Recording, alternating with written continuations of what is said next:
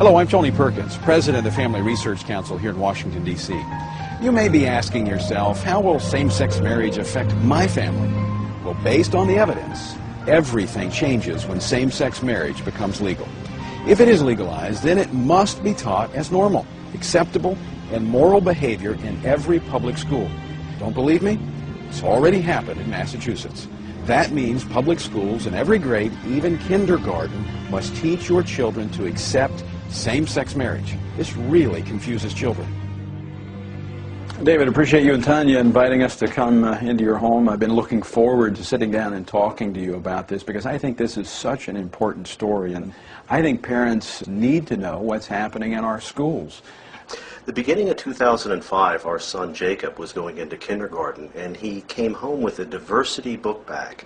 And in the diversity book bag was a book entitled Who's in a Family by Robert Scutch, and that introduces children to same-sex households. Now, wait a minute, let me be clear. Your son is in kindergarten. Yes.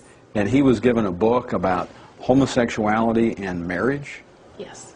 What was your first reaction when you saw this? When I saw the book, I was quite upset that they would couch this as diversity and include it in a diversity book bag and not give me notification that they were going to be introducing this topic of homosexual relationships and homosexual behavior and to my young 5-year-old child. I was very upset. I have the book right here. Who's in a Family?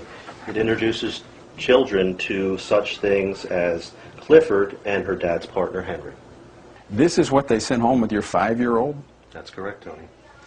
After the diversity book bag came home, we realized that the intention of the administrators and teachers was to affirm these relationships and gay marriage in the minds of children.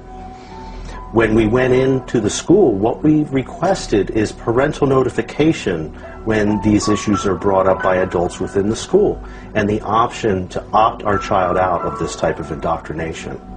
Said we didn't think, number one, it was appropriate to discuss that with our 5-year-old, and that if we ever felt it was necessary to have that discussion with our son, we would choose the timing and the manner in which to discuss it with him. And then she said, well, she had checked with the administrators and they had said that this was not a parental notification issue, and in fact that any adult in the school could discuss homosexual families and homosexual issues with our children. One of the reasons they give is they said same-sex marriage is legal in Massachusetts, therefore we can broach it anytime with your child.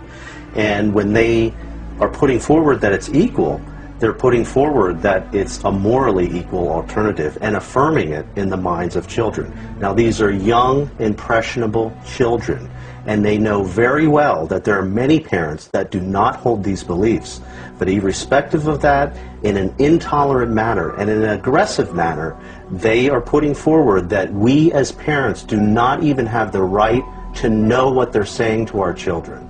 So when she would not acknowledge our parental rights in this area, we then went to our Judeo-Christian beliefs and our faith and said, well, you wish to affirm homosexuality to our son. You're presenting that which is sin as though it is not to our son, and we cannot allow that.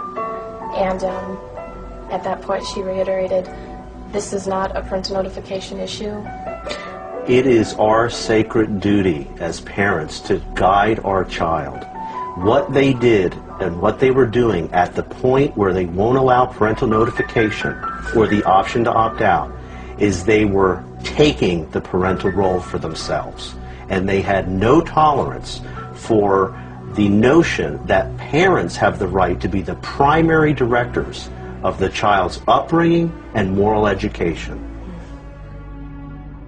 And I said, I'm prepared to sit here all night until I see some form of accommodation as a parent. To make a long story short, the accommodation they gave was to put me in handcuffs and send me to jail. I couldn't believe that they were willing to arrest my husband because my husband and I just wanted parental notification. I was willing to see how far this administration would go in denying us our rights and squashing parental rights. and they were willing to handcuff a father and send him to jail. It was a 6x8 cell, filthy. But, you know, I felt I didn't have a choice at that point in order to fulfill my role and duty as a father.